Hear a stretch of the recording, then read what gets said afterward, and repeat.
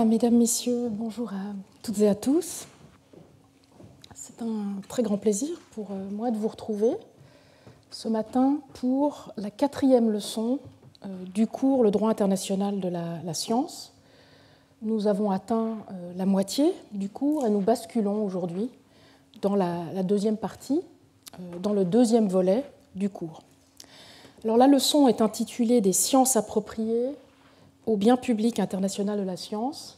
Et le sous-titre, qui était un peu long à reproduire ici, mais qui était important pour que nous sachions tous exactement de quoi nous allons parler, c'est « Critique et réforme du régime de la souveraineté scientifique, de la propriété intellectuelle et du partage des avantages scientifiques en droit international de la santé et de la biodiversité ».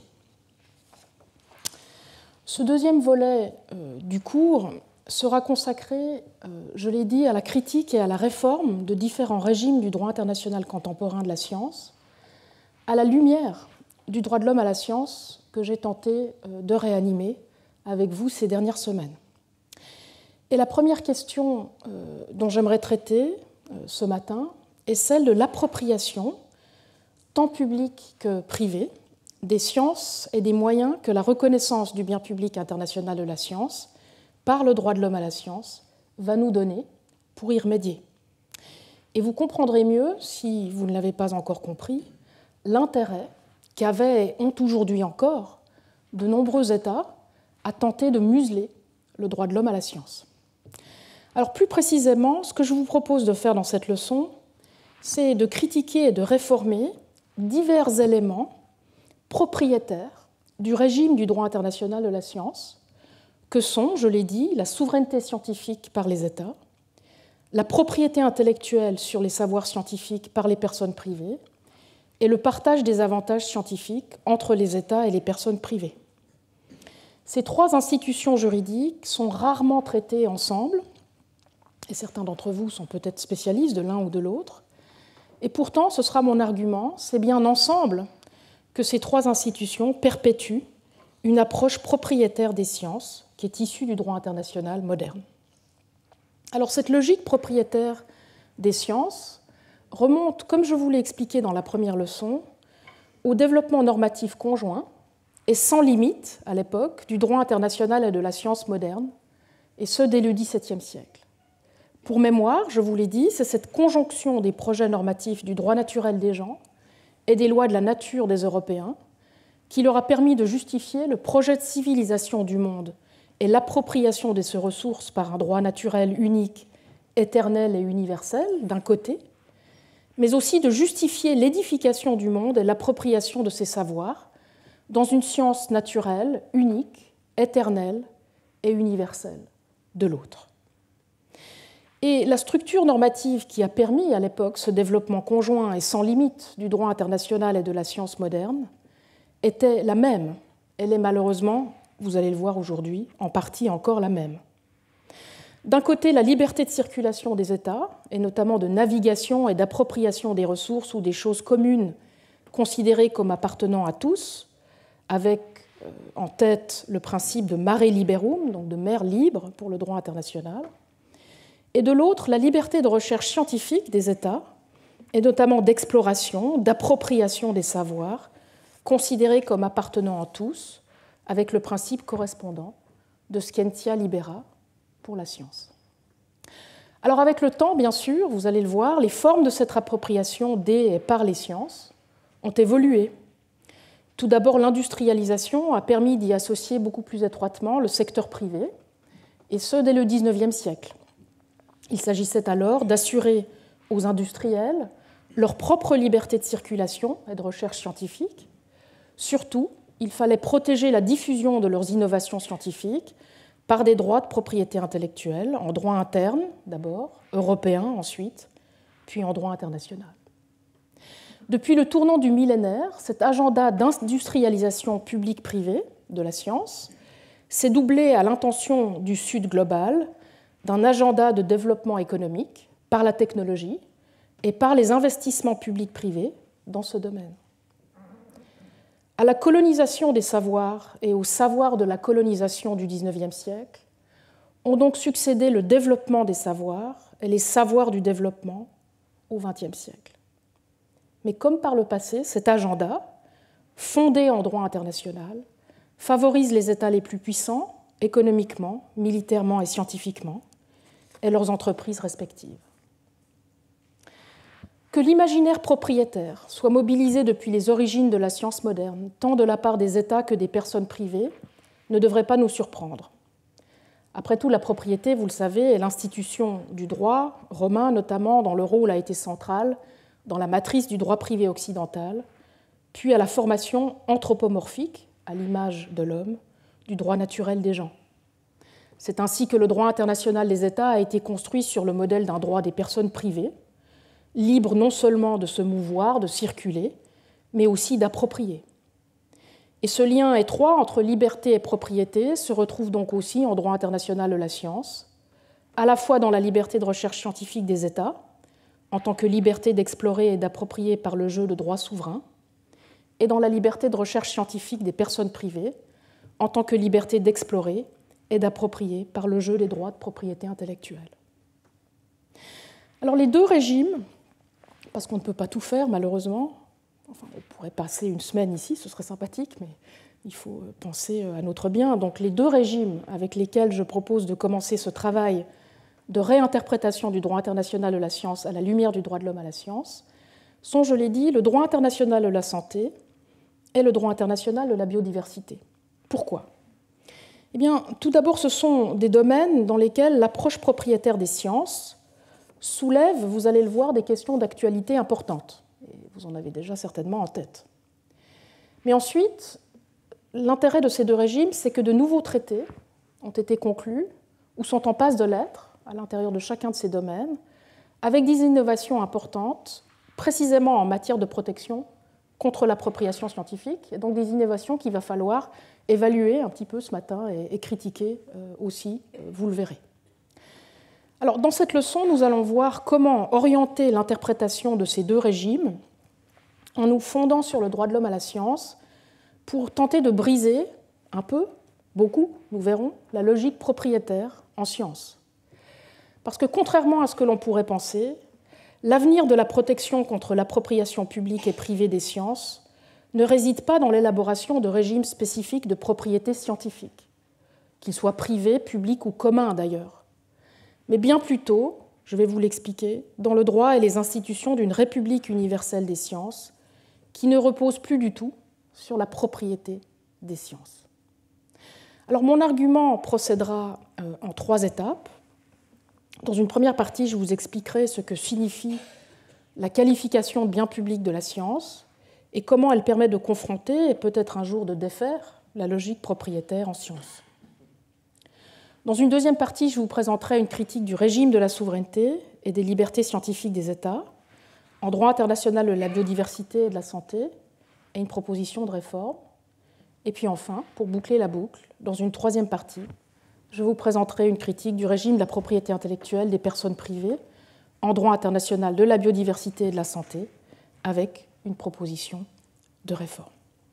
Donc un menu alléchant, je l'espère, dans lequel vous devriez trouver votre bonheur à l'une ou l'autre de ces 3 étapes. Alors je commence avec mon premier point, la science, un bien public international mal compris.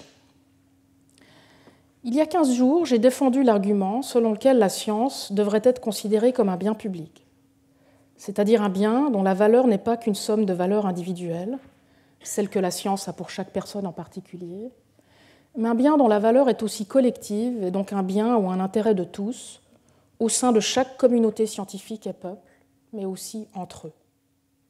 Cette reconnaissance du bien public science, je vous l'ai dit, devrait se faire par le droit public, d'abord national, mais aussi international, donnant naissance à ce que j'ai appelé un bien interpublic de la science.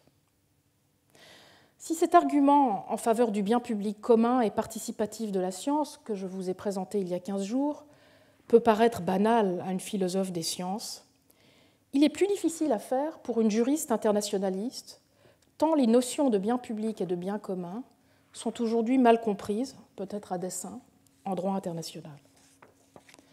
La raison tient à ce que de nombreux régimes de droit international, dont nous allons parler, ont repris les notions de bien public et de bien commun développées par les économistes, notamment lorsqu'il est question de ressources ou de patrimoine commun. Dans la mesure où les sciences sont habituellement considérées instrumentales à l'extraction ou à la gestion de ces ressources communes, il est aisé de comprendre comment la notion économique de bien public ou commun qui les accompagne est parfois transposée en sciences, qui sont alors, elles aussi, traitées comme des ressources communes et appropriables.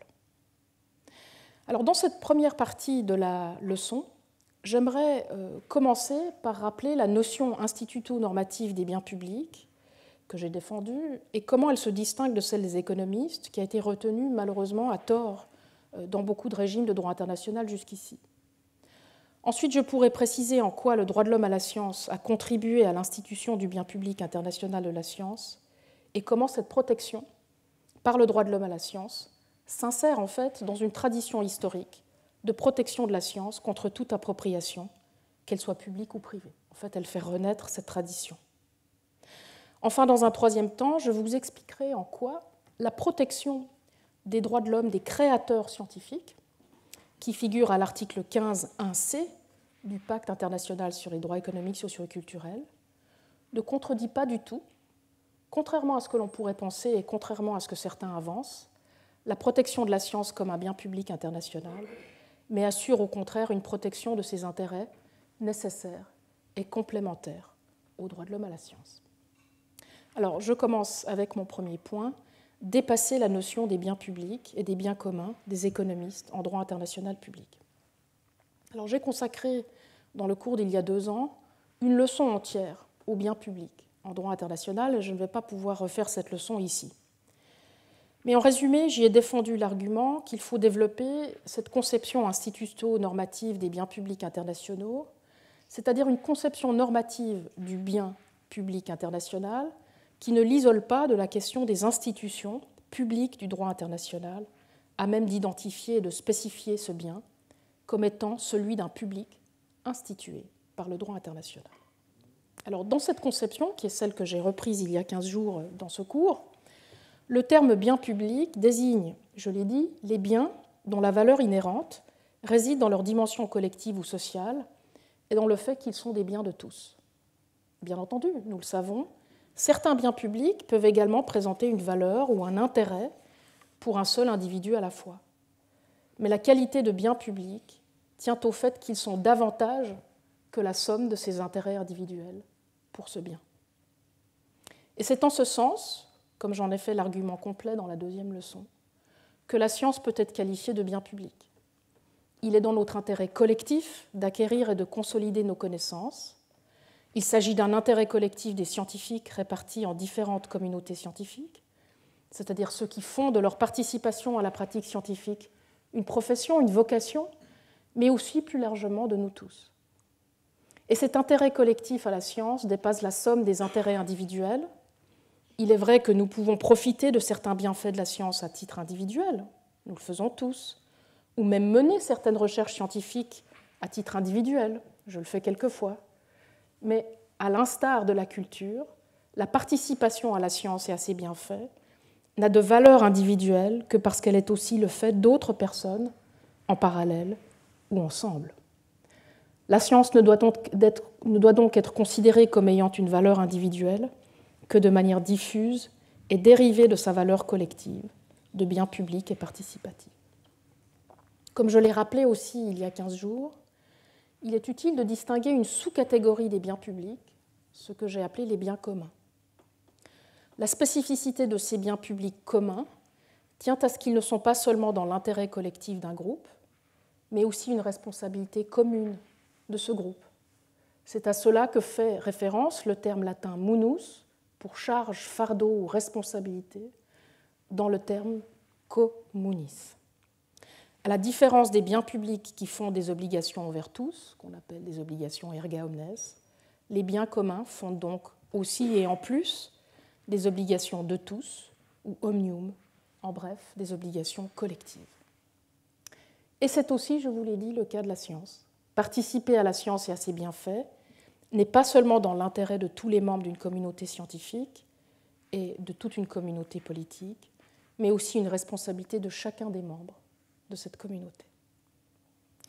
Alors cette conception instituto-normative des biens publics et biens communs, que je viens de vous rappeler, qui s'applique à mon avis à la science, contraste clairement avec la conception économique des biens publics.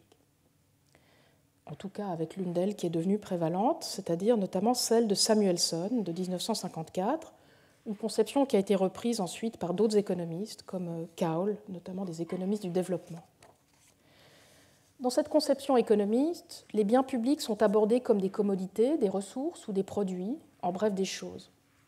Leur valeur est contingente aux biens ou aux intérêts privés qu'ils servent et est donc prédéterminée par référence à ces biens ou intérêts privés. Ces biens publics ont la particularité d'être non exclusifs, c'est ce qu'on appelle souvent un bien public, c'est-à-dire un bien où l'accès de chacun à ces biens ne peut pas être limité. On dit aussi qu'ils ont la particularité d'être non rivaux, en ce que la jouissance de ces biens par certains ne met pas en péril celle des autres. Toujours selon cette conception des biens publics non exclusifs et non rivaux, le propre de ces biens, et ce qui les distingue des biens privés, c'est d'être difficile à produire et à protéger, notamment contre le risque de passagers clandestins, des free riders. Pour les protéger contre ces passagers clandestins, il est nécessaire, selon cette conception, que les États se chargent de leur production grâce à leur pouvoir coercitif et à leurs ressources financières. Et c'est cette dimension de production étatique qui en fait des biens publics. Alors toujours selon les économistes, les biens communs sont eux aussi un type particulier de biens publics. À ce titre, il s'agit aussi de ressources, mais de ressources dont il faut assurer une gouvernance commune. En effet, leur particularité tient au fait qu'ils sont rivaux dans leur jouissance, d'où la fameuse notion de tragédie des communs de Hardin, et la question de savoir comment les protéger sans en limiter l'accès par la privatisation d'une part et sans réglementation publique d'autre part. C'est dans ce contexte qu'Ostrom a développé son fameux projet de gestion institutionnelle commune des biens communs, une gestion ni publique ni privée. Alors ce rappel étant fait, vous le comprenez, la conception des économistes, en tout cas cette conception majoritaire que j'ai tenté de résumer, diffère de la conception proposée ici des biens publics et des biens communs sur au moins 4 points. Premièrement, la conception économique des biens publics définit leur valeur de manière contingente, exclusivement par référence et par opposition, aux biens ou à l'intérêt privé préexistant, et surtout un intérêt privé individuel. Deuxièmement, elle aborde les biens publics de manière instrumentale en tant que ressources ou marchandises qui doivent être et peuvent être produites. Troisièmement, le droit et les institutions nationaux et internationaux sont considérés uniquement comme des instruments de production de biens publics et non comme des éléments constitutifs de ces biens. Enfin, les biens publics sont définis comme des résultats ou des produits finaux par référence à la non-exclusion et à la non-rivalité dans leur consommation, plutôt que comme des pratiques continues d'acquisition et de consolidation. Donc il est facile de voir, à mon avis, à quel point une compréhension des biens publics et communs de ce type peut être problématique lorsqu'elle est appliquée à des biens protégés par le droit international des droits de l'homme. Par définition, en effet, lorsqu'un intérêt individuel ou collectif sur un bien public est protégé par un droit de l'homme, il l'est de manière inhérente. Il est de manière non instrumentale à un autre intérêt ou bien privé. Il l'est aussi de manière à devenir permanent et inaliénable, et il ne peut donc alors ni être perdu, ni être cédé à autrui. Et cela vaut donc, par excellence, aussi pour la science, en tant qu'elle est l'objet du droit de l'homme à participer à la science et à ses bienfaits, comme j'en ai fait l'argument ces dernières semaines.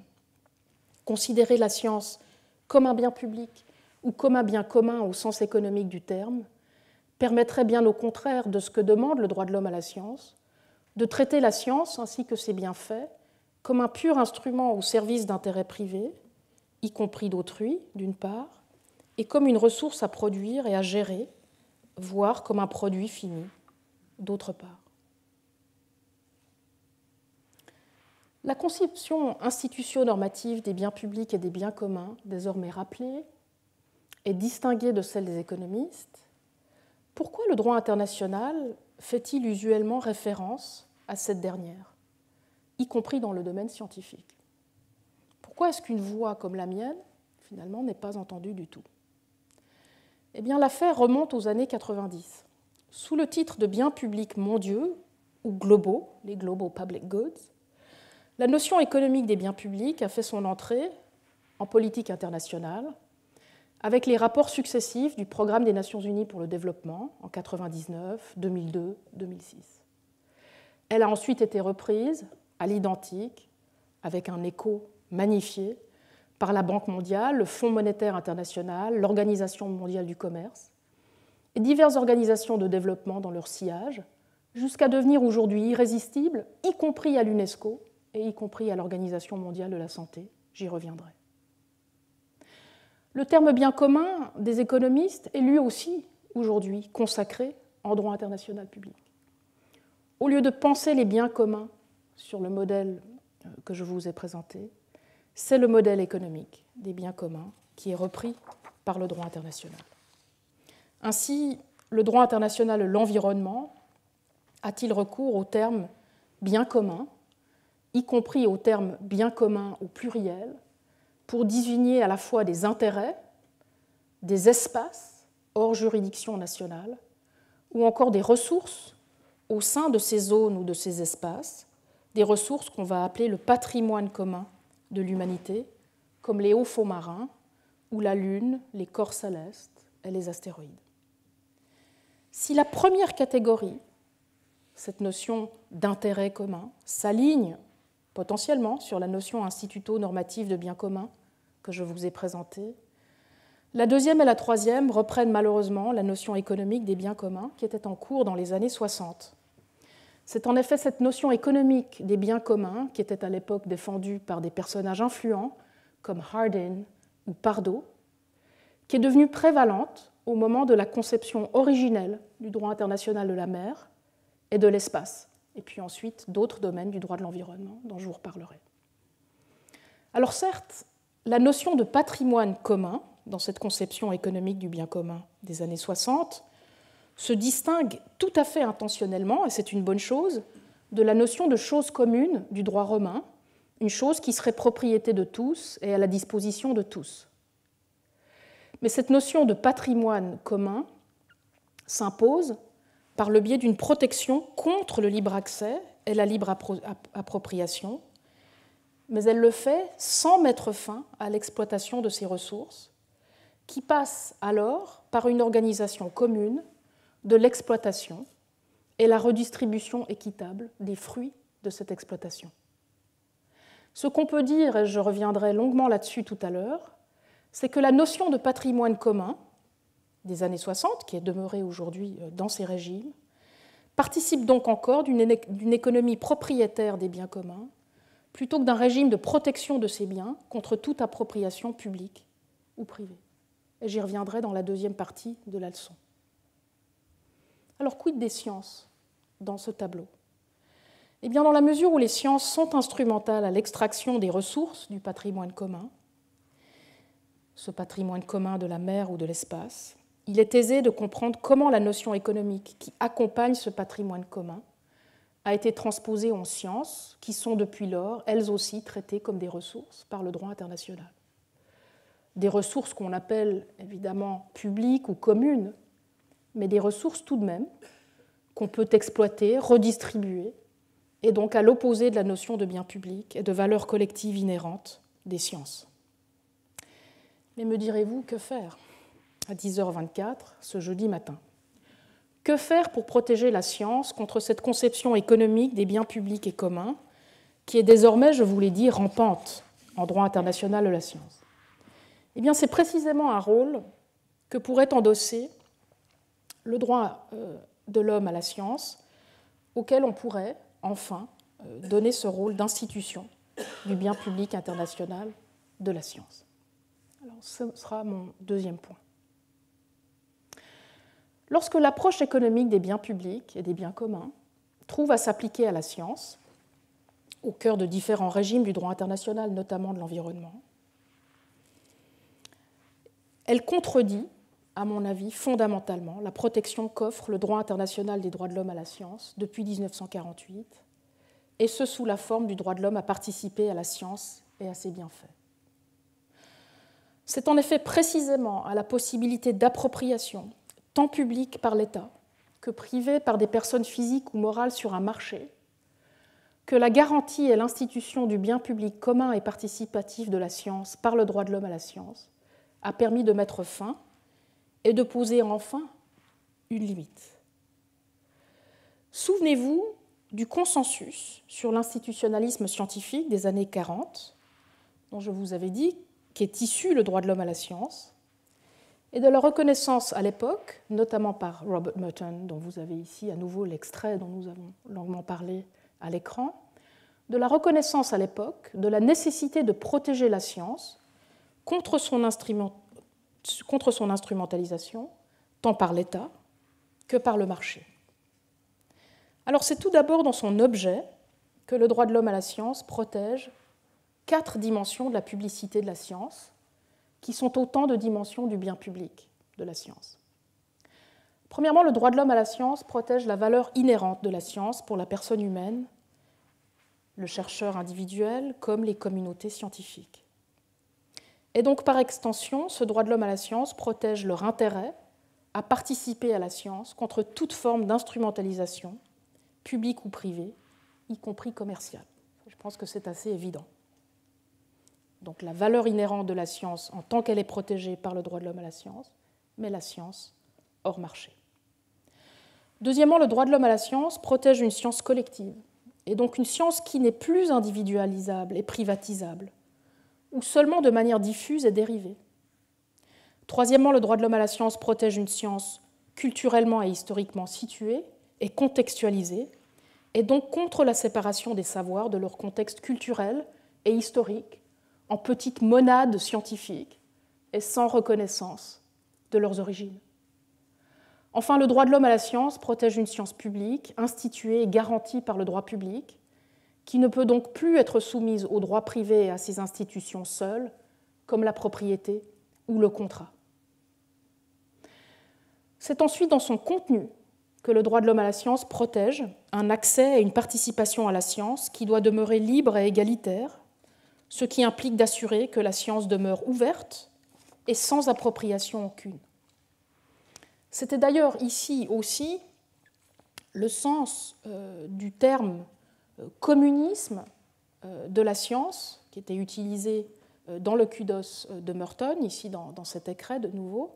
Pour Merton, c'est une des 4 dimensions de l'éthos scientifique que de maintenir ce communisme scientifique. Ce n'est qu'en demeurant dans le domaine public, nous dit Merton, que la science peut être débattue et demeurer contestable en tout temps, une autre dimension du kudos, selon lui. En fait, l'idée est bien sûr très ancienne. En se basant sur une interprétation biblique, certains savants du XIIe siècle, déjà, considéraient que scientia donum Dei est, unde vendi non potest. Le savoir est un don de Dieu, il ne peut donc être vendu.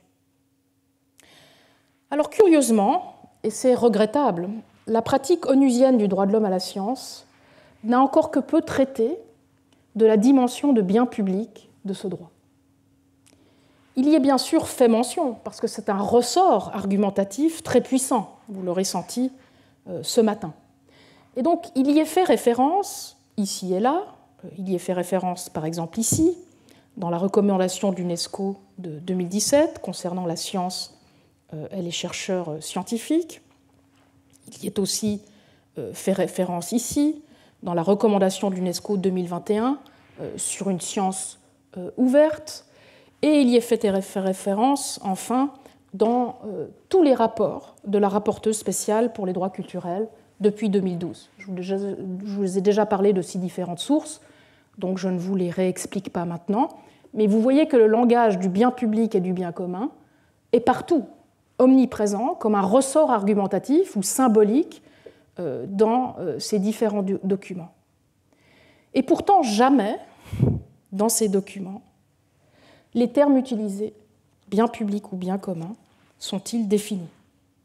Surtout, et là je vous montre un exemple, ils sont utilisés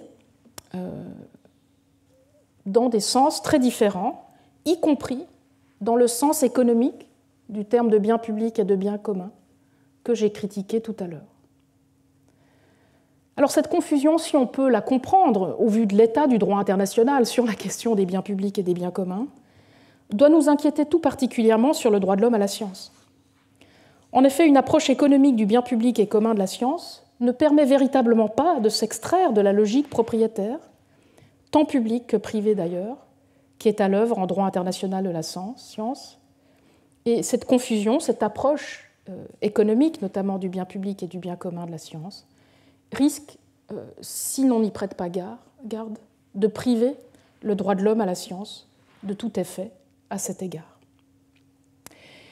Et ce d'autant plus, et les choses deviennent un petit peu techniques, vous allez voir, que l'article 15.1c, dont nous n'avons pas encore beaucoup parlé dans ce cours, du PIDESC, que vous avez ici à l'écran, c'est le paragraphe 1, lettre C ici à l'italique, ce paragraphe garantit le droit à la protection des intérêts moraux et matériels des créateurs scientifiques.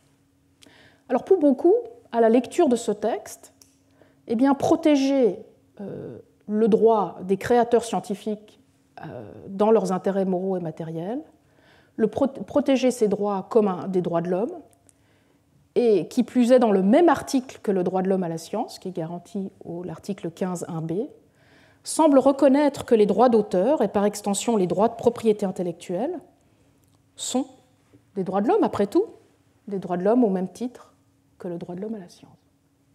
Donc une confusion autour du terme bien public, bien commun, lardée d'une conception économique, et puis un article 15.1c qui finalement semble faire entrer le discours de la propriété intellectuelle tout proche de l'article 15.1b dans l'article 15.1c.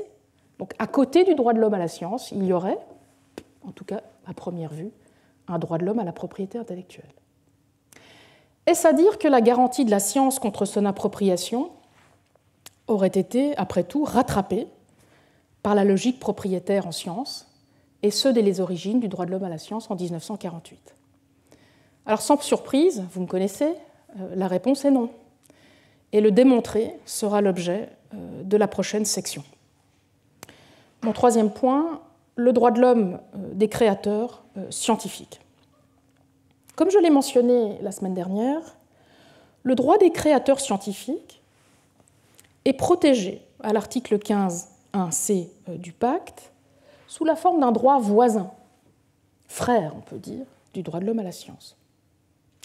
Ces droits des créateurs scientifiques, comme je les appellerai pour les distinguer des droits d'auteur, du droit de la propriété intellectuelle, méritent, il est vrai, et vous allez le comprendre, d'être protégés plus activement que cela n'a été le cas à ce jour.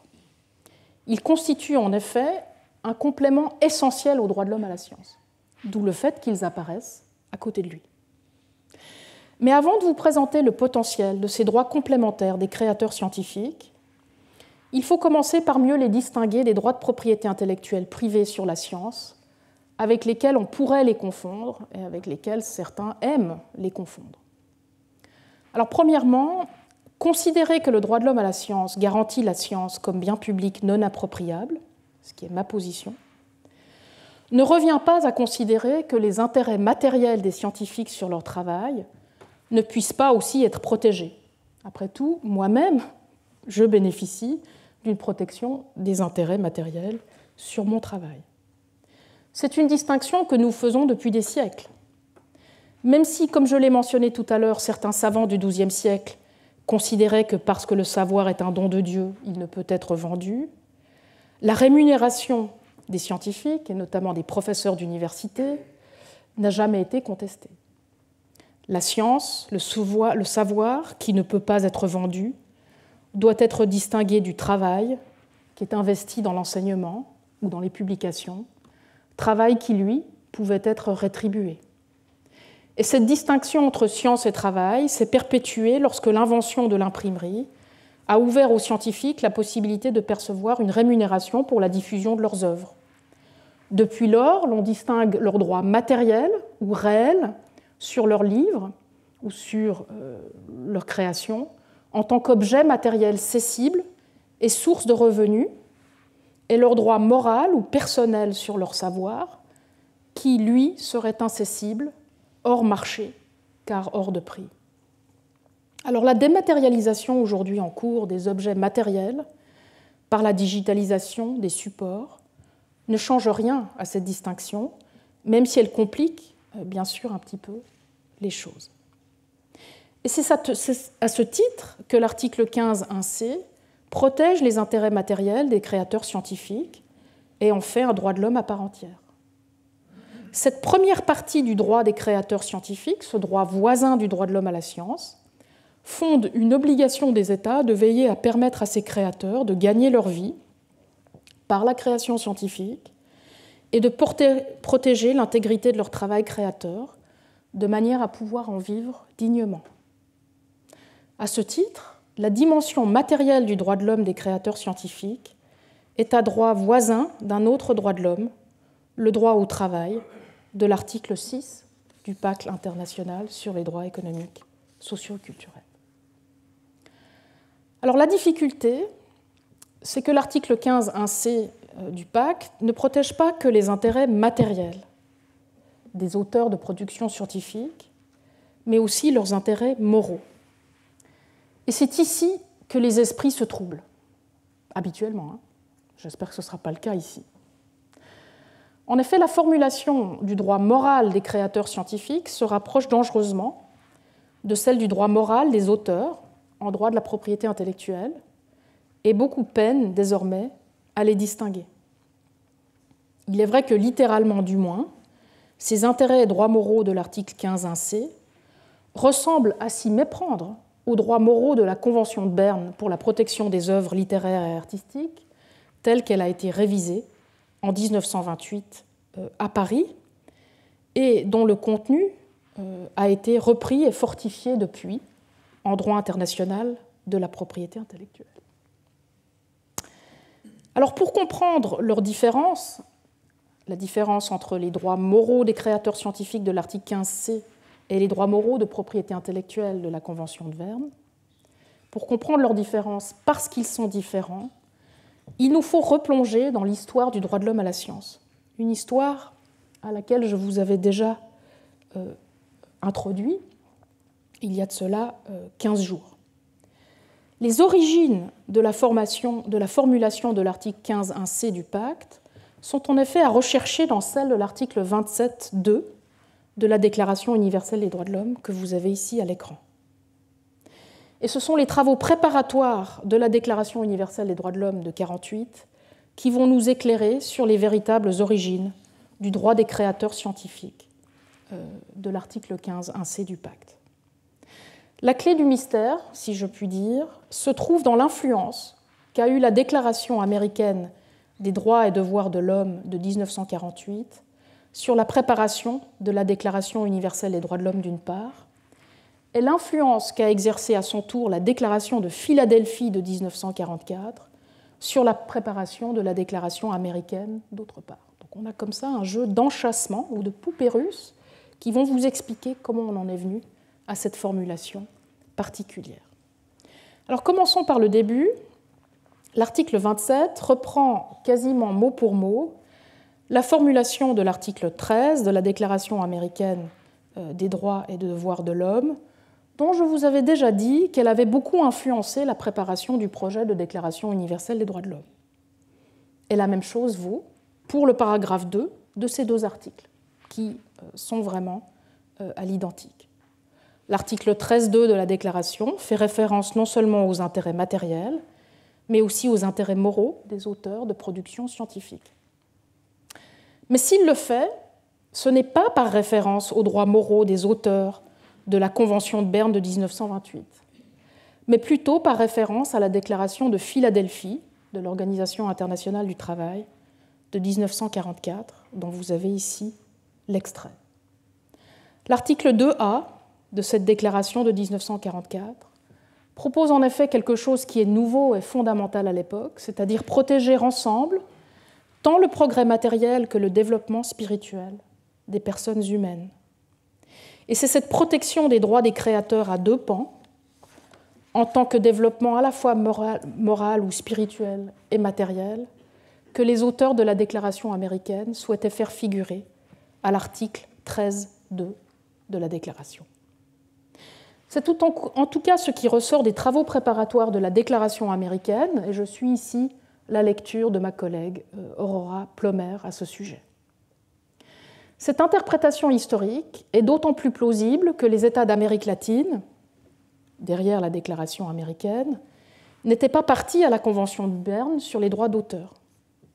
Surtout, ils ne pratiquaient pas les droits d'auteur. Ils n'avaient pas adhéré à la distinction française entre droits moraux et matériels, reprise par la Convention de Berne. Il est donc tout à fait improbable que l'intention des auteurs de la Déclaration américaine ait été de coucher les droits moraux d'auteur de la Convention de Berne à l'article 13.2 de la Déclaration américaine. Mais ce qui demeure à expliquer, c'est le maintien du texte de l'article 13.2, une fois retranscrit à l'article 27.2 de la Déclaration universelle des droits de l'homme. En effet, bon nombre d'États à l'époque, et on le voit dans les travaux préparatoires de la Déclaration universelle des droits de l'homme, comme le Royaume-Uni, le Canada ou les États-Unis, ont rapidement, et à juste titre, émis des objections sur ce deuxième paragraphe. Leurs arguments contre cette insertion étaient d'une part précisément le risque de confusion entre les droits de propriété intellectuelle et les droits de l'homme, et d'autre part l'incompatibilité des droits moraux exclusifs et cessibles d'auteur de la Convention de Berne avec la dimension égalitaire et inaliénable des droits de l'homme. Et sans surprise, parce que ces arguments étaient bons, le vote sur 27 paragraphe 2 a été beaucoup plus serré que le vote sur 27 paragraphe 1. Et l'on doit le maintien de ce paragraphe 2 à la détermination de quelqu'un que nous avons déjà rencontré dans ce cours. C'est le représentant français au moment de la négociation de la Déclaration universelle des droits de l'homme, c'est-à-dire René Cassin. C'est déjà René Cassin, vous vous en souvenez, qui s'était battu pour la formulation du droit de l'homme à la science de l'article 27.1 et la reconnaissance du droit de participation de tous à la pratique scientifique. En fait, c'est précisément parce que Cassin considérait la science comme un bien public participatif qu'il était essentiel pour lui de protéger de manière complémentaire et distincte du droit de l'homme à la science les droits personnels des créateurs scientifiques participant à la pratique scientifique contre l'appropriation éventuelle de leur création par d'autres participants dans cette même pratique. Mais indépendamment de cette interprétation historique que je viens de vous proposer, des droits de l'article 15.1c du pacte, il y a, je pense, aussi d'autres raisons pour lesquelles les droits des créateurs scientifiques ne devraient pas être confondus avec des droits de propriété intellectuelle. D'une part, les droits d'auteur et de brevet sont des droits exclusifs, temporaires et cessibles, et à ce titre, ils ne peuvent pas être considérés comme des droits de l'homme, qui sont par définition égalitaires, permanents et inaliénables.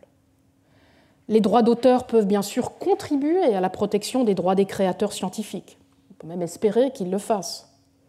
C'est le cas par exemple de la protection de l'intégrité ou de l'attribution d'une création scientifique à son auteur. Mais lorsque les droits d'auteur entrent en conflit avec les droits des créateurs scientifiques, comme nous le verrons tout à l'heure, eh bien, il est impératif de ne pas les traiter sur un même pied, de ne pas les traiter comme des droits égaux aux droits de l'homme, avec toutes les conséquences que cela implique. J'y reviendrai.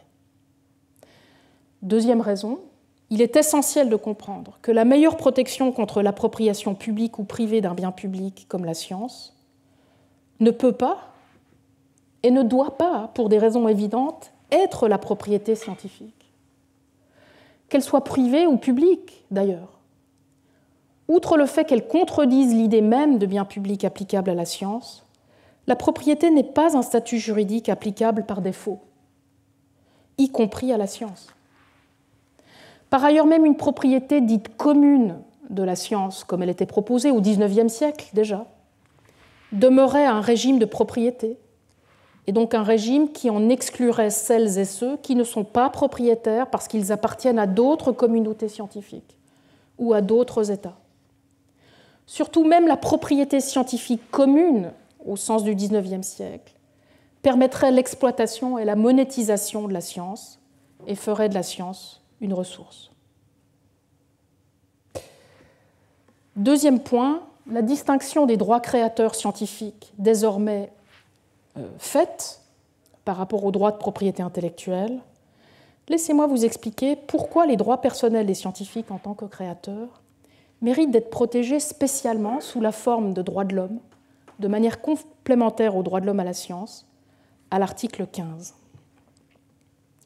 Les droits des créateurs scientifiques visent à protéger ce que j'ai identifié dans la deuxième leçon comme des intérêts individuels diffus ou dérivés de l'intérêt collectif à participer à la science.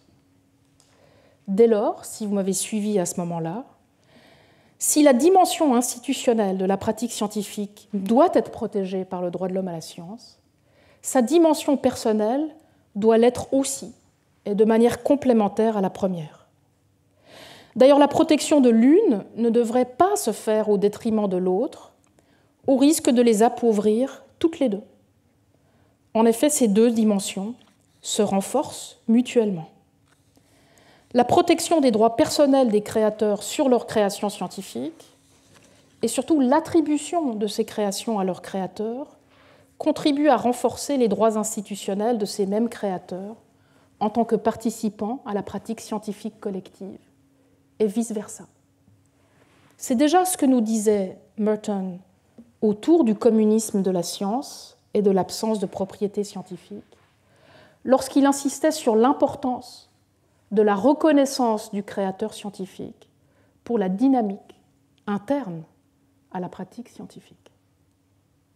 Cette protection distincte mais complémentaire des droits de personnalité des créateurs scientifiques explique d'ailleurs leur place au deuxième paragraphe de l'article 13 de la Déclaration américaine et de l'article 27 de la Déclaration universelle des droits de l'homme. Alors aujourd'hui, avec tous les compromis qui ont dû être faits en 1966, dont je vous avais parlé il y a 15 jours, eh bien, ces droits se sont retrouvés non plus dans un deuxième paragraphe englobant et complétant le premier, ils se sont retrouvés en troisième position, dans cette lettre C de l'article 15.1, ce qui rend, je le concède, les choses un petit peu moins lisibles. Mais j'espère au moins que cette explication historique et normative vous aura un petit peu éclairé sur la manière de les comprendre. D'ailleurs, il me semble que cette mise à l'écart des droits de la lettre C, des discussions récentes du droit de l'homme à la science, est tout à fait regrettable. Il y a bien eu une observation générale du Comité sur les droits économiques, sociaux et culturels sur cette lettre C, c'est l'observation générale 17, mais cette observation générale, elle date d'il y a près de 20 ans, et même si elle a eu le mérite de bien distinguer les droits des créateurs scientifiques des droits de propriété intellectuelle, il n'y a pas eu de discussion approfondie des nombreux liens à entretenir entre le droit de l'homme à la science et les droits des créateurs scientifiques dans l'observation générale de 2020. En fait, comme les autres droits scientifiques, les droits des créateurs scientifiques de 15.1c ne sont pas individuels uniquement. Ils peuvent être corporatifs aussi et appartenir dès lors aux communautés scientifiques. Mais ce qu'il est essentiel de comprendre, c'est que ce n'est pas parce qu'ils appartiennent aussi en tant que droits corporatifs à des communautés scientifiques qu'ils peuvent être reconnus à des personnes morales à but lucratif. Comme je l'ai expliqué dans la deuxième leçon, malgré l'implication grandissante du secteur privé dans la recherche, les entreprises ne sont pas des communautés scientifiques. La poursuite d'un objectif commercial est incompatible avec le désintéressement scientifique, l'un des principes constitutifs de la structure normative des sciences, selon Merton. En revanche, les communautés scientifiques locales et autochtones peuvent-elles bénéficier des droits de créateurs scientifiques ? Et en fait, comme j'en ferai l'argument tout à l'heure, elles en tireraient grand bénéfice pour lutter contre leur soumission aux droits de propriété intellectuelle. Donc j'y reviendrai tout à l'heure. Alors, cette première partie étant maintenant en place, je peux passer à la deuxième partie de la leçon et au premier des deux volets de critique et de réforme de la logique propriétaire sur la science en droit international de la santé et en droit international de la biodiversité.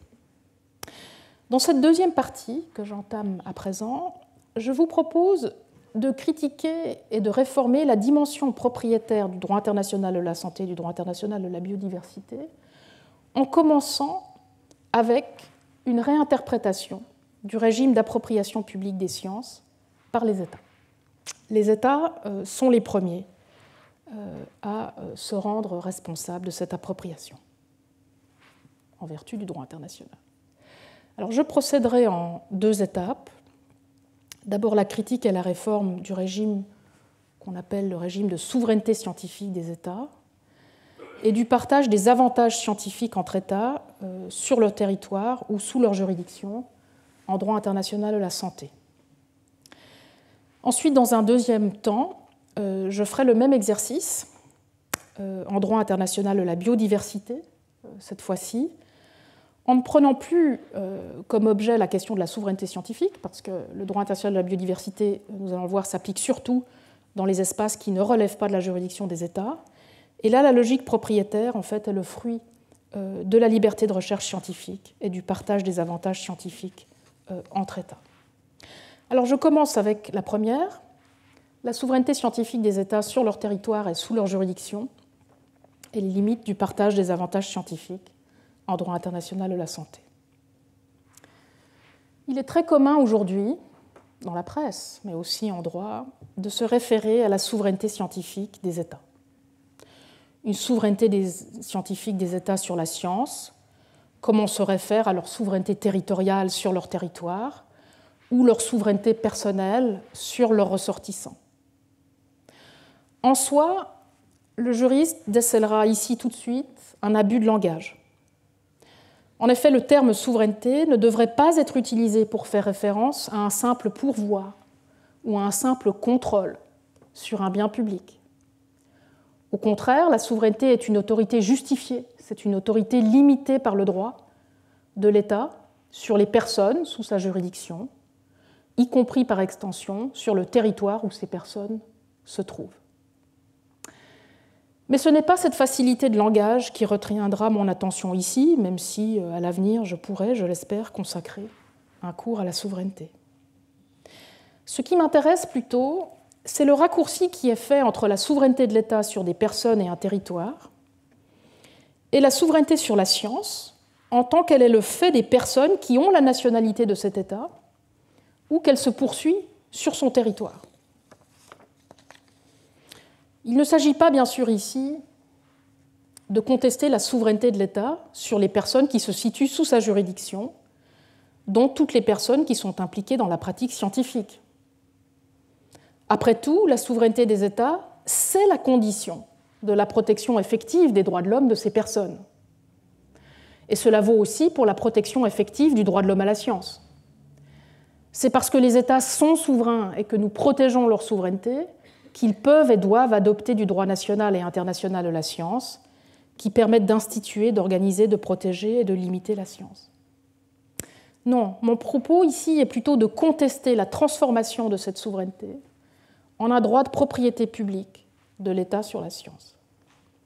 Et à nouveau, ce qui va permettre ce glissement, c'est la confusion historique entre le bien public au sens instituto-normatif d'un bien dont la valeur est collective et le bien public en tant que chose publique, une chose qui appartient à tous.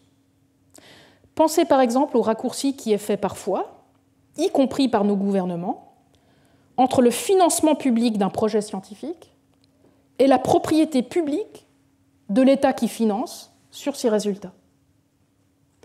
La reconnaissance d'un tel droit de propriété publique sur la science entre en contradiction avec le droit de l'homme à la science, et notamment avec l'autonomie des communautés scientifiques et le droit de participer librement et également à la recherche scientifique et à ses bienfaits, mais aussi avec les droits personnels des créateurs scientifiques sur leur création. Et pourtant, cette approche de la souveraineté scientifique est aujourd'hui répandue et même ancrée en droit international de la science. Je ne prendrai qu'un seul exemple parce que nous devons choisir. celui de la souveraineté scientifique en matière de patrimoine génétique, en droit international de la biodiversité, et par extension, nous allons le voir, en droit international de la santé. Le principe de souveraineté scientifique s'est imposé progressivement dans ces deux régimes en réaction à quelque chose, en réaction à l'appropriation privée de la science et à l'emprise des droits de propriété intellectuelle des personnes privées, notamment des entreprises, et notamment des brevets sur des séquences génétiques. Et la résistance à ces brevets et à ces droits de propriété intellectuelle privée est venue des États en développement qui ont alors revendiqué leur souveraineté sur leurs ressources scientifiques, y compris sur leurs ressources génétiques pathogènes, pour se défendre. Et pour se défendre, eh bien, ils ont construit la souveraineté scientifique comme extension de leurs droits souverains sur leurs ressources naturelles. Et le même raisonnement a été utilisé pour mieux protéger les droits des peuples autochtones, non seulement sur leurs ressources naturelles, mais aussi sur les savoirs liés à ces ressources, contre les brevets qui étaient posés sur ces savoirs. Alors c'est ainsi qu'en 1992, l'article 3 de la Convention sur la diversité biologique protège les droits souverains des États sur leurs ressources, y compris scientifiques. L'accès à ces ressources par d'autres États n'est alors plus possible, selon la Convention, qu'avec l'accord de ces États, ce qu'on voit à l'article 15. Et le principe qui est adopté pour organiser cet accès consenti aux ressources génétiques, et notamment donc, génétiques conçues au sens scientifique, est celui, vous le voyez ici à l'article 19, celui du principe de l'accès et du partage des avantages. C'est ainsi que se sont développés, ensuite sur la base du protocole de Nagoya sur l'accès aux ressources génétiques et le partage juste et équitable des avantages découlant de leur utilisation, qui a été adopté en 2010 en complément de la Convention sur la diversité biologique. C'est ainsi que se sont développés sur la base et dans le cadre de ce protocole divers mécanismes de partage de ces avantages scientifiques. Le problème, c'est que ces mécanismes reposent avant tout sur des contrats bilatéraux entre États ou entre États et personnes privées, et sur la monétisation des avantages, ou du moins des échanges en nature, comme un retour d'avantages sous forme de médicaments ou d'autres produits médicaux. Pourquoi en est-on venu là et pourquoi est-ce que ce système a été adopté? Eh bien, l'opinion majoritaire à l'époque était que le recours au mécanisme du marché, dans les rapports scientifiques entre États, permettrait de financer la protection de la biodiversité dans les États d'origine. On sait aujourd'hui qu'il n'en a rien été et que le système d'accès et de partage des avantages scientifiques, en tout cas dans sa formulation de Nagoya, n'a fait qu'appauvrir encore les États en développement et creuser davantage les inégalités scientifiques entre États. D'ailleurs, pour ne rien arranger, ce mécanisme d'accès et de partage des avantages scientifiques a été repris récemment en droit international de la santé. C'est le cas dans le projet de futur accord mondial sur la prévention, la préparation et la riposte aux pandémies, un projet qui est négocié, vous le savez, en ce moment à l'Organisation mondiale de la santé. Le mécanisme d'accès et de partage des avantages scientifiques s'appliquera ici aux ressources biologiques, y compris humaines et virales, et toutes les connaissances scientifiques associées. Et la contrepartie se fera sous forme de produits médicaux, comme les médicaments ou les vaccins. Si ce mécanisme est retenu, et on sait qu'il est contesté, les conséquences seront désastreuses.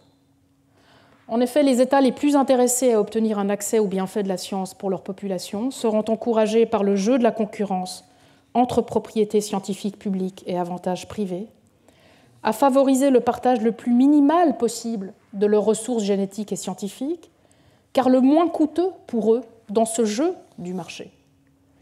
Et à l'inverse, les entreprises pharmaceutiques seront-elles encouragées à offrir la contrepartie médicamenteuse ou vaccinale la moins importante possible en échange de ces ressources scientifiques?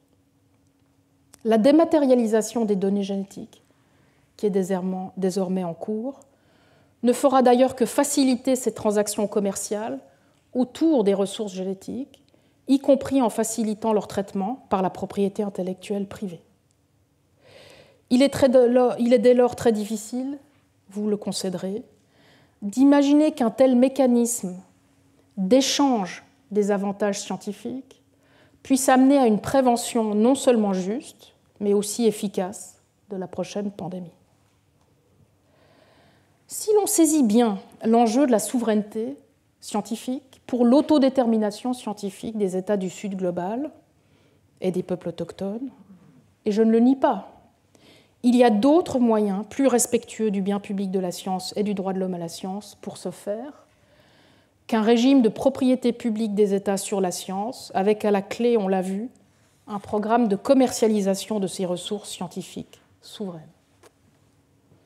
Un véritable programme de partage des savoirs scientifiques médicaux, sans remise en cause de la valeur inhérente de ces savoirs, pourrait être et devrait être développé sur la base du droit de l'homme à la science au sein de l'Organisation mondiale de la santé à l'avenir. D'ailleurs, et je vous en avais déjà parlé, le préambule de la Constitution de l'Organisation mondiale de la santé, qui date de 1946, donc 2 ans avant la Déclaration universelle des droits de l'homme, faisait déjà référence, avant l'heure, au droit de l'homme à la science, puisque vous voyez qu'il fait référence au droit d'accéder et de participer aux bienfaits de la science. Au sujet de ce partage des savoirs, qui ne nierait pas la valeur inhérente de ces savoirs, j'ai déjà expliqué la semaine dernière comment nous pourrions comprendre le contenu de l'obligation de coopération scientifique internationale qui est posée par le droit de l'homme à la science à l'article 15, paragraphe 4 du pacte. J'ai aussi évoqué dans le cours de la semaine dernière différents moyens par lesquels nous pourrions organiser une coopération scientifique internationale équitable et participative à l'avenir, et donc je vous renvoie à la leçon de la semaine dernière. Mais voyons précisément maintenant quels sont les derniers développements du droit international de la biodiversité, toujours en matière de partage des avantages scientifiques, mais cette fois plus dans les espaces ou dans les territoires qui relèvent de la juridiction d'un État et donc de sa souveraineté, mais dans des espaces qui ne relèvent pas de la juridiction des États, et ce sera mon deuxième point. Dans les espaces qui ne relèvent pas de la juridiction des États, d'abord la haute mer, les États bénéficient depuis les origines du droit naturel des gens devenus droit international moderne, d'une liberté de navigation et d'exploration. C'est, je vous l'ai dit, le fameux principe du mare liberum, de la mer libre, consacré par Grotius. Ce principe, je vous l'ai dit aussi, fait écho à l'idée du droit romain, reprise par le droit naturel moderne, celui de la chose commune, une chose qui appartient à tous et qui est donc en libre accès. En matière de recherche, ce principe a un pendant, celui de la science libre, ou la liberté de recherche et d'exploration scientifique. La liberté de la recherche scientifique des États, je ne parle pas de la liberté de recherche scientifique en tant que droit de l'homme ici, j'en parle en tant que liberté de recherche scientifique des États, vaut aujourd'hui encore, comme au XVIIe siècle, au sein de ces espaces. Il s'agit des espaces marins, je l'ai dit bien sûr, mais aussi des espaces polaires, arctiques, antarctiques, et enfin, bien sûr, être extra-atmosphériques. On le voit à l'article 1.3 du traité sur l'espace, qui garantit cette liberté de recherche scientifique des États, à l'article 6.1 du traité sur la Lune, de 1979, à l'article 87.1f de la Convention des Nations Unies sur le droit de la mer de 1982, et tout récemment, l'an dernier, dans l'accord BBNJ sur la biodiversité dans les espaces qui se trouvent au-delà de la juridiction des États, à l'article 7c. Donc vous voyez que cette liberté de recherche scientifique des États est extrêmement bien ancrée en droit international de la science. Comme la liberté de navigation et d'exploration générale, la liberté de la recherche scientifique est fondée sur le libre accès au savoir où qu'il se trouve. Doublée de la souveraineté scientifique présentée précédemment, cette liberté de recherche scientifique des États a longtemps permis de justifier l'appropriation des savoirs scientifiques locaux qui étaient considérées comme d'autres ressources, à la libre disposition des États qui venaient à les découvrir. Nous sommes devenus aujourd'hui amnésiques de cette appropriation, mais il est très aisé de l'établir. J'y reviendrai.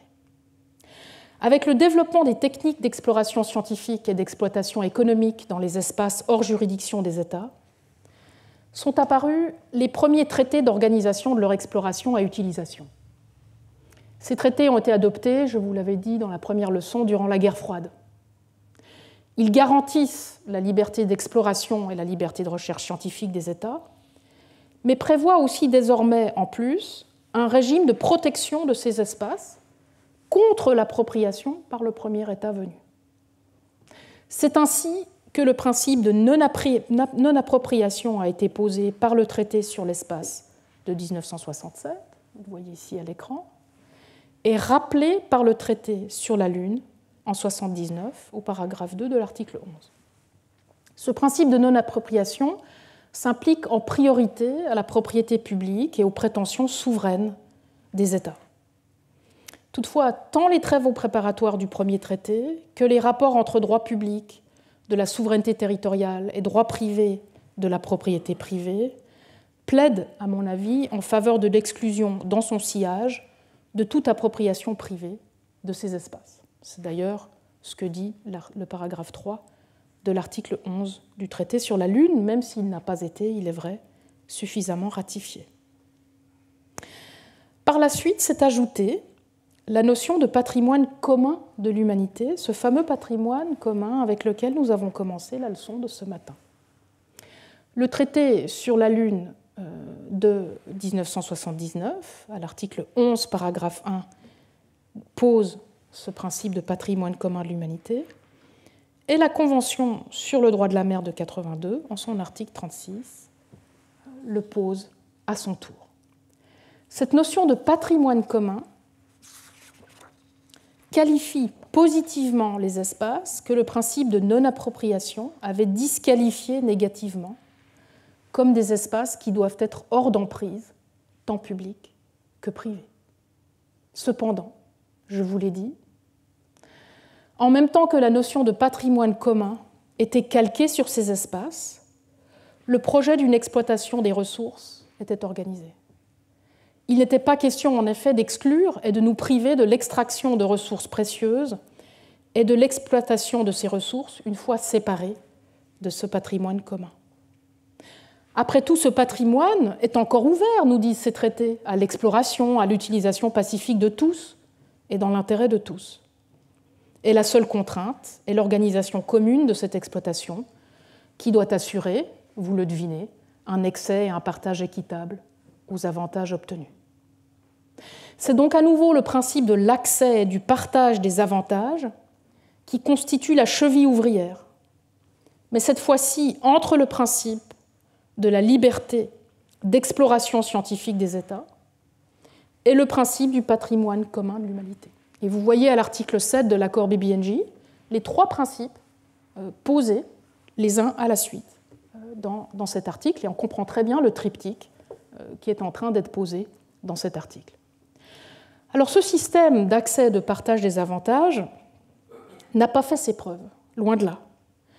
Il est simplement envisagé au moment, dans les années 60-70, donc au moment par exemple où il est envisagé dans le traité sur la Lune, il est envisagé avec un moratoire, d'ici qu'il puisse être organisé.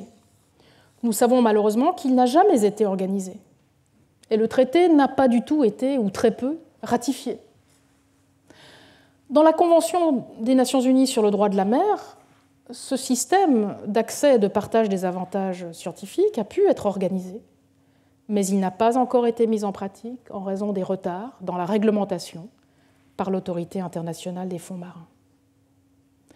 Mais cela n'a bien sûr pas empêché l'extraction de commencer dans l'un et l'autre cas.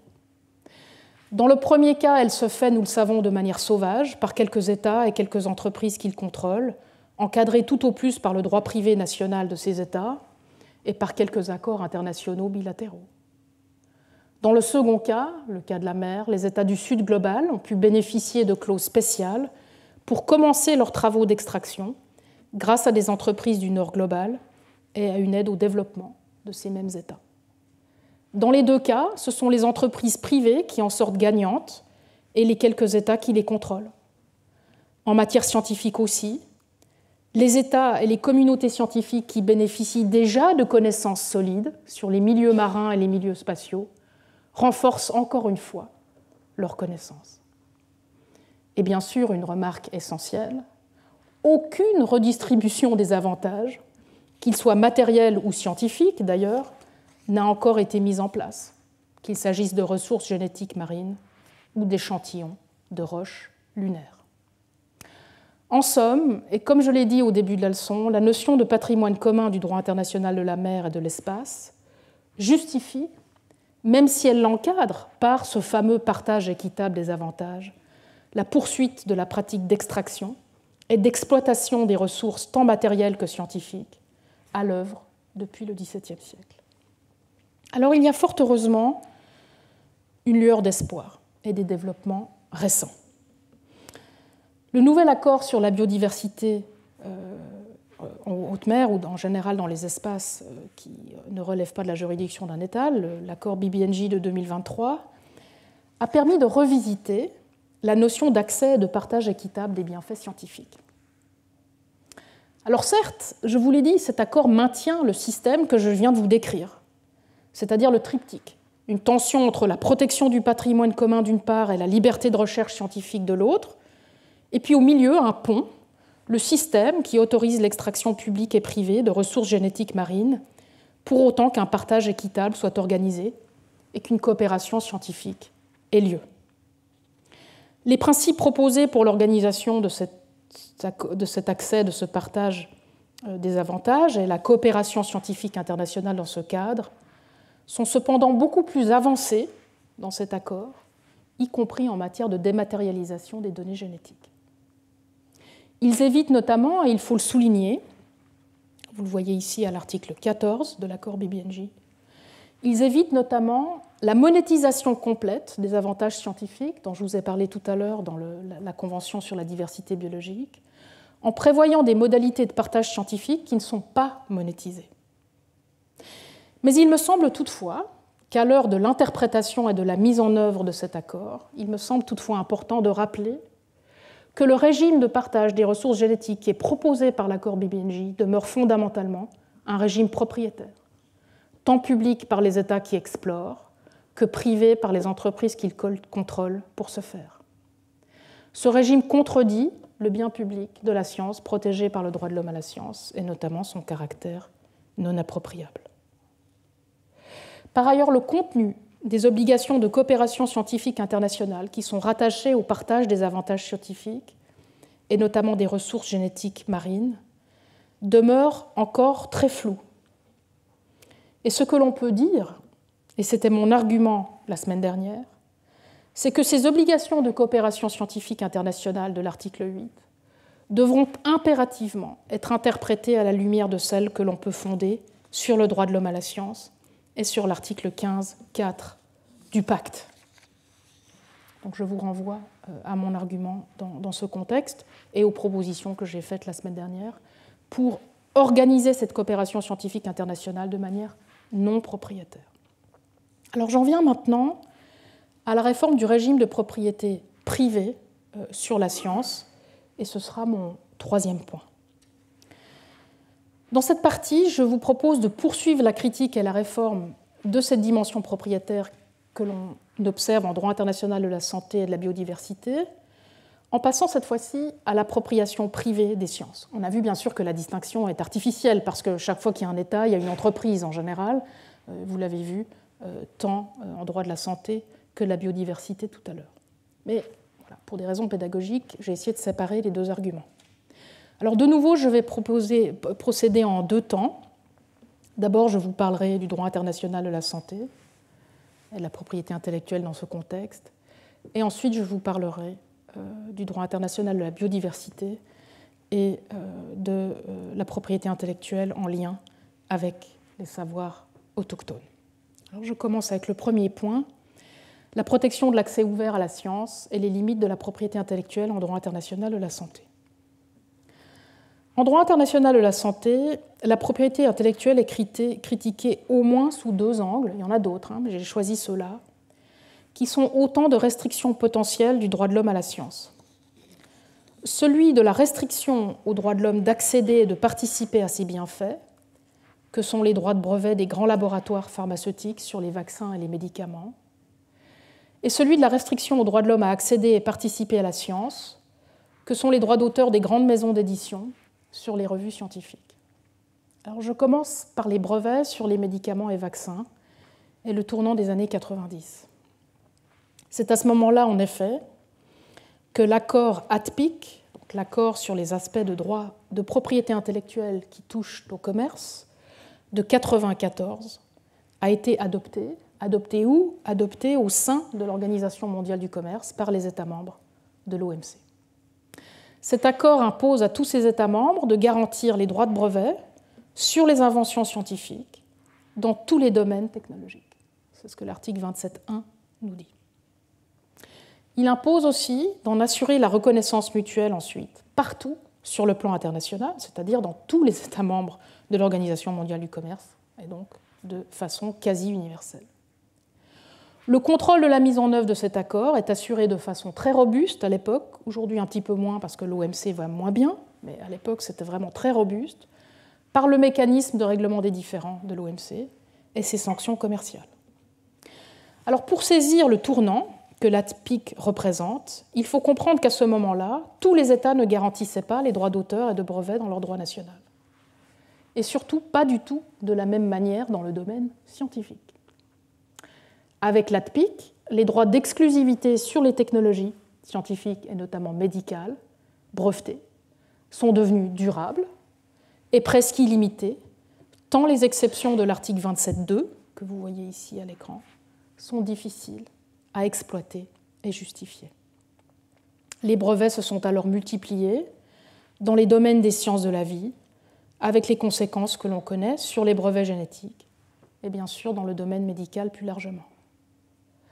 Avec cette multiplication des brevets, les scandales aussi se sont succédés. Certains d'entre nous, les moins jeunes de cet auditoire, les ont vécus, notamment autour de l'accès aux bienfaits de la science médicale, comme les trithérapies dans la pandémie de sida. La réaction au droit international des droits de l'homme ne s'est pas fait attendre. De nombreuses publications ont vu le jour, dès le tournant du millénaire, sur les rapports entre droit international de la propriété intellectuelle d'une part et droit international des droits de l'homme de l'autre. Et c'est d'ailleurs dans ce contexte qu'un premier regain d'intérêt, une première flamme pour le droit de l'homme à la science s'est développée. Pourquoi ? Parce que le droit de l'homme à la science a été perçu à cette époque comme un rempart possible contre la propriété intellectuelle. Le droit de l'homme à la science était en effet un levier potentiellement beaucoup plus puissant que d'autres droits de l'homme comme le droit à la vie ou la santé, parce que le levier du droit de l'homme à la science est interne à la protection de la science, cette fois-ci. Science qui était devenue elle-même un objet d'un droit de l'homme. Et donc on ne pouvait plus opposer la liberté du chercheur, de l'entreprise qui brevette sa science, au droit de l'homme, à la santé ou à la vie des autres. Tout à coup, la question devenait une question interne au droit de l'homme à la science. Alors, dans ce sillage sont parus deux rapports très réussis de la rapporteuse spéciale sur les droits culturels, l'un sur les droits d'auteur en 2014 et l'autre sur les brevets en 2015. Ces rapports souffrent toutefois, je l'ai dit déjà, d'une profonde indétermination sur la notion de bien public et de bien commun et sont malheureusement, comme le reste des documents qui existent aujourd'hui sur le droit de l'homme à la science, largement fondés sur la notion économique de ces biens, qui est la notion onusienne, on peut dire aujourd'hui. À ce titre, les propositions qui sont faites par la rapporteuse spéciale pour recalibrer les choses dans les rapports entre propriété intellectuelle et droit de l'homme à la science ne permettent pas, à mon avis, de s'extraire de la logique propriétaire à l'œuvre en droit international de la propriété intellectuelle, y compris en droit de la santé. Au contraire, elles reposent sur cette même logique. D'ailleurs, le fait que la protection du bien public de la science doive habituellement se faire au travers d'exceptions au droit de la propriété intellectuelle, donc il faudrait utiliser la petite place qu'on donne encore à la science pour pouvoir vaincre ou lutter contre le droit de propriété intellectuelle, confirme ce déséquilibre. Bien sûr, rendre le recours à ces exceptions obligatoires sur la base du droit de l'homme à la science, comme le propose la rapporteuse, est un pas dans la bonne direction. Mais ce n'est qu'en inversant la relation entre le principe, qui actuellement est celui de la propriété privée sur la science, et l'exception, qui est actuellement le bien public de la science en droit international, ce n'est qu'en inversant ce rapport entre le principe et l'exception que nous pouvons espérer protéger la science, le droit de l'homme à la science. En fait, tout le discours d'équilibre, qui est le discours qu'on observe dans les publications de l'Organisation mondiale de la propriété intellectuelle, l'OMPI, qui est un discours qui plaît parce qu'il est équilibré, on nous dit qu'il faut équilibrer le droit des brevets avec les droits de l'homme, ce discours-là aussi doit être critiqué. Qu'est-ce qu'il fait, ce discours? Il met le droit de propriété privée sur la science et le droit de l'homme à la science sur un pied d'égalité et les considère comme potentiellement compatibles. Les droits de propriété intellectuelle ne sont pas des droits de l'homme, je l'ai déjà expliqué tout à l'heure, et lorsqu'ils entrent en conflit avec les droits de participer à la science et avec les droits des créateurs scientifiques, ils ne doivent pas être traités comme des droits égaux à mettre en balance. Au contraire, ce sont les conditions très strictes de justification des restrictions de droit de l'homme à la science et la protection du noyau intangible du droit de l'homme à la science que je vous ai présenté dans la leçon de la semaine dernière, qui doivent s'appliquer ici. Et vous vous souvenez que les critères de justification étaient extrêmement stricts. Et c'est sur cette base qu'une réforme en profondeur de l'ATPIC doit impérativement être mise sur les rails par ses États membres, les États membres de l'OMC, qui sont aussi les États parties au pacte international sur les droits économiques, sociaux et culturels et qui doivent donc des obligations en vertu du droit de l'homme à la science. D'ailleurs, j'en veux pour preuve que revenant en mars de cette année sur la crise du coronavirus, la nouvelle rapporteuse spéciale sur les droits culturels a reconnu que ces recommandations de 2012, 2014 et 2015 concernant la mise en place d'un système d'exception au régime international de la propriété intellectuelle n'avaient pas été mises en œuvre. Et on serait déçu à moins. En automne 2020, au plus fort de la pandémie de Covid, l'Afrique du Sud et l'Inde ont demandé à l'Organisation mondiale du commerce de pouvoir bénéficier d'une suspension du droit des brevets sur les vaccins afin de permettre leur production dans et pour les pays en développement. L'OMS elle-même avait soutenu cette initiative, mais de nombreux États développés, dont le mien, la Suisse, se sont efforcés d'abord de bloquer cette demande, de temporiser, puis d'affaiblir entièrement le contenu de la décision de l'OMC qui a été rendue en juin 2022. Le 30 août 2023, c'est le Comité pour l'élimination de la discrimination raciale des Nations Unies qui, dans une décision prise en mesure d'urgence, a exprimé sa préoccupation et a vivement condamné la décision de l'Allemagne, de la Suisse, du Royaume-Uni et des États-Unis de ne pas avoir suspendu les brevets sur les vaccins Covid et d'avoir donné la priorité, encore une fois, aux intérêts privés des entreprises propriétaires et détentrices de ces brevets. Plus récemment, et ce sera mon deuxième point, le droit international de la santé a été secoué par une deuxième crise, cette fois-ci relative à la limite au droit de l'homme à accéder et participer à la science que constituent les droits d'auteur des grandes maisons d'édition sur les revues scientifiques, y compris médicales. Alors, le mécanisme est bien connu. Les scientifiques cèdent leurs droits d'auteur aux revues scientifiques, je le fais tout le temps, dans lesquelles ils publient, et ces revues revendent ensuite le droit d'accès à ces publications aux institutions de recherche de ces scientifiques. Donc elles vont revendre les droits d'accès à mes articles au Collège de France et à l'Université de Fribourg, limitant au passage l'accès, y compris le mien, à mes propres recherches scientifiques publiées, mais aussi l'accès de tout un chacun dans le monde, et appauvrissant d'autant mes institutions de recherche, le Collège de France et l'Université, dont les bibliothèques vont se ruiner parfois. On peut parler d'institutions de recherche dans le monde qui ne sont pas aussi bien dotées que les nôtres, vont se ruiner à racheter les droits d'accès à ces publications. Alors pour tenter de briser ce cercle vicieux de la commercialisation des savoirs scientifiques, différentes possibilités ont été avancées de manière à exploiter les faibles exceptions, notamment celle de l'article 27.2 ATPIC dont je vous ai parlé tout à l'heure, mais aussi de la Convention de Berne qu'offre le droit international des droits d'auteur. Il s'agit par exemple, on les connaît, de différents modèles d'accès ouvert, d'open access, ou encore l'exception qui est prévue par la directive de l'Union européenne de 2019 sur le data mining, donc la fouille et l'exploration de textes par intelligence artificielle. Il faut aussi mentionner les systèmes de licence ouverte, comme Creative Commons, qui sont d'ailleurs développés par des personnes privées.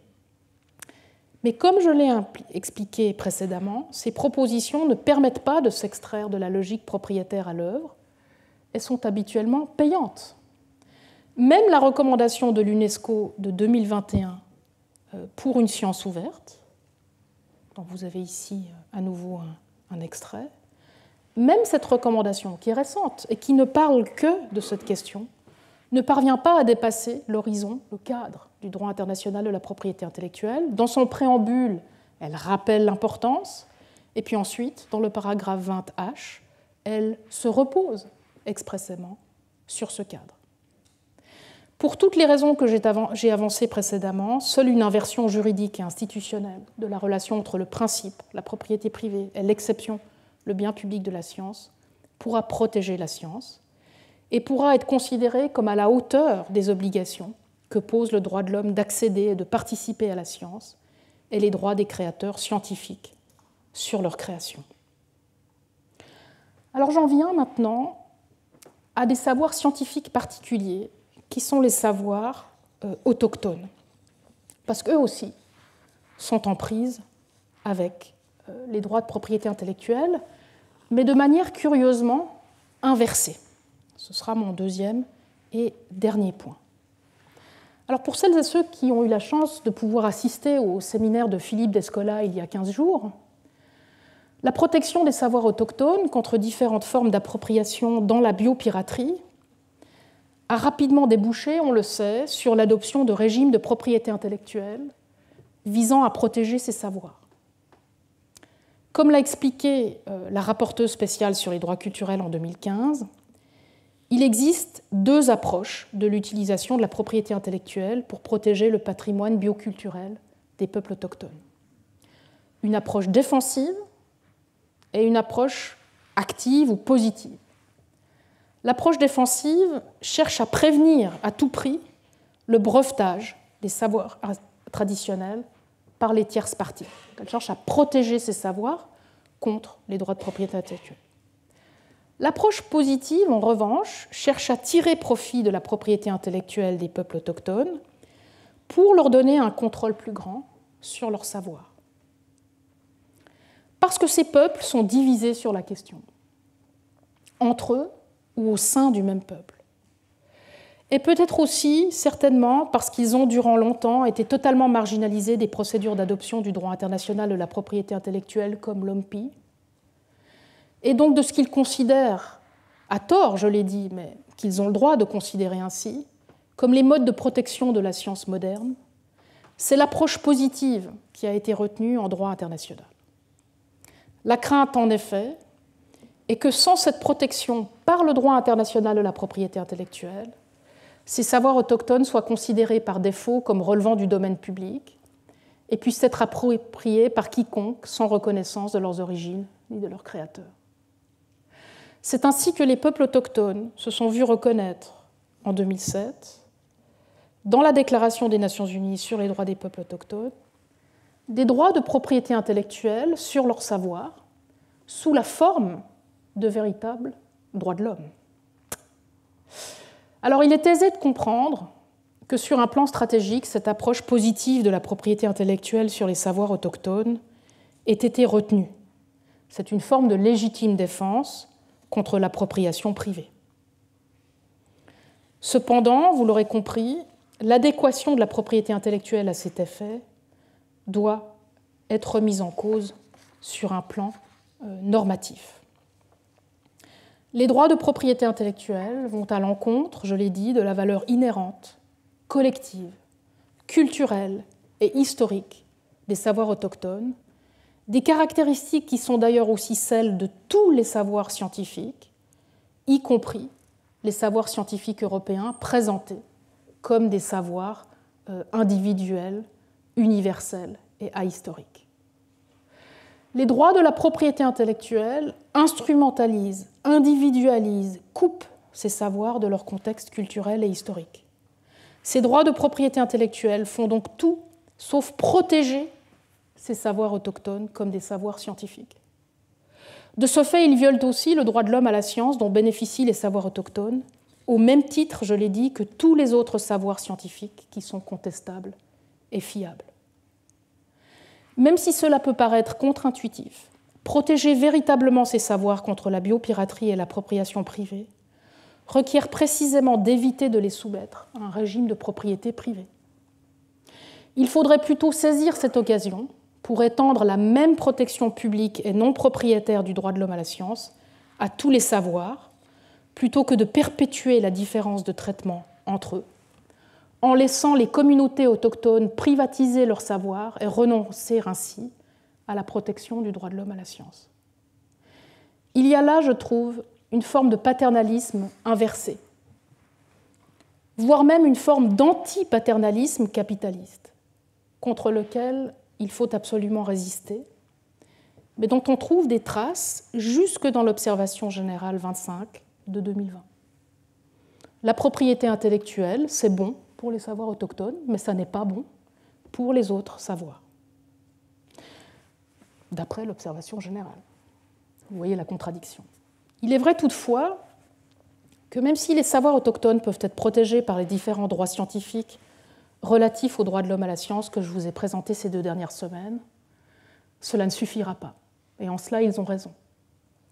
En cas d'appropriation des savoirs, il est vain de vouloir protéger la science par des droits scientifiques de participer et de coopérer avec des personnes qui, précisément, ne souhaitent ni participer ni coopérer avec vous. Elles souhaitent simplement s'approprier vos savoirs. Alors comment faire ? Eh bien, premièrement et dans l'immédiat, il faudrait spécifier les obligations qu'on peut tirer de l'article 15 1c du pacte, dont je vous ai parlé longuement ce matin, et appliquer la protection des droits des créateurs scientifiques aux communautés scientifiques autochtones. Cela pourrait être le cas d'abord de droits moraux des créateurs scientifiques de ces communautés. Pour bien les protéger, il faudrait enfin reconnaître publiquement l'existence des savoirs autochtones qui ont été artificiellement coupés et enlevés à leur communauté scientifique et à leurs créateurs scientifiques, en les réattribuant nommément et pour toujours à ces communautés créatrices de savoir. C'est après tout ce que nous faisons un peu pour le savoir de Tupaya et ce savoir autochtone de navigation polynésien, dont nous pouvons associer le nom, désormais, au savoir de navigation de James Cook, j'en ai déjà parlé. Ensuite, les intérêts matériels des communautés scientifiques créatrices devraient bien entendu aussi être protégés par le biais de dédommagements qui pourraient permettre aux communautés autochtones, dont les savoirs ont été appropriés, de vivre dignement de leur création. Et ce, au titre d'un droit de l'homme à vivre de son travail de créateur scientifique, et non pas au titre du fruit de la vente des droits de ses créateurs. Deuxièmement, et pour l'avenir, il faudrait absolument proposer, ou stopper, tant qu'il est temps, cette extension des droits de propriété intellectuelle spéciaux des peuples autochtones, à la lumière de l'article 15 1c du pacte, voire même proposer leur suspension complète par la réforme du droit existant. À la place, il faudrait organiser de manière urgente des modes de coopération internationale entre scientifiques qui visent à la coproduction des savoirs dans le respect mutuel plutôt qu'à l'appropriation et l'échange des ressources. C'est après tout le sens de l'article 15.4, dont je vous ai parlé longuement la semaine dernière et sur lequel je n'y reviens pas, et c'est tout l'enjeu maintenant que d'organiser cette coopération scientifique internationale au sein de l'accord BBNJ, mais aussi beaucoup plus largement en nous fondant sur le droit de l'homme à la science. Alors pour cette application du droit de l'homme à la science et de cette coproduction scientifique avec les savoirs autochtones, je vous renvoie aux travaux de ma collègue philosophe Michela Massini. Dans la prochaine leçon, je poursuivrai mon travail de réinterprétation des différents régimes du droit international de la science. Et les régimes dont je traiterai la semaine prochaine sont le droit international de l'environnement et le droit international biomédical. On retrouve un peu cette opposition de biodiversité et santé, c'est intéressant. La question dont je traiterai sera celle de l'anticipation des menaces liées aux sciences à dangers potentiels graves et irrémédiables, comme la géo-ingénierie ou le génie génomique. Je vous proposerai une critique et une réforme de la manière dont le droit international a lentement mais sûrement remplacé l'anticipation des dangers que peuvent poser certaines nouvelles technologies par une science de l'anticipation de ces dangers et par l'auto-validation scientifique. Alors, je vous remercie de votre attention et je vous dis, je l'espère, à cet après-midi pour le 4e séminaire qui nous sera donné par Olivier Beau de l'Université Paris-Panthéon-Assas sur la liberté académique. J'attire votre attention sur un changement de salle. Nous serons en salle 2 et plus en salle 5. Mais nous sommes bien sûr au Collège de France et donc vous êtes au bon endroit. Voilà, je vous remercie beaucoup de votre attention et je vous souhaite un bon appétit. Merci.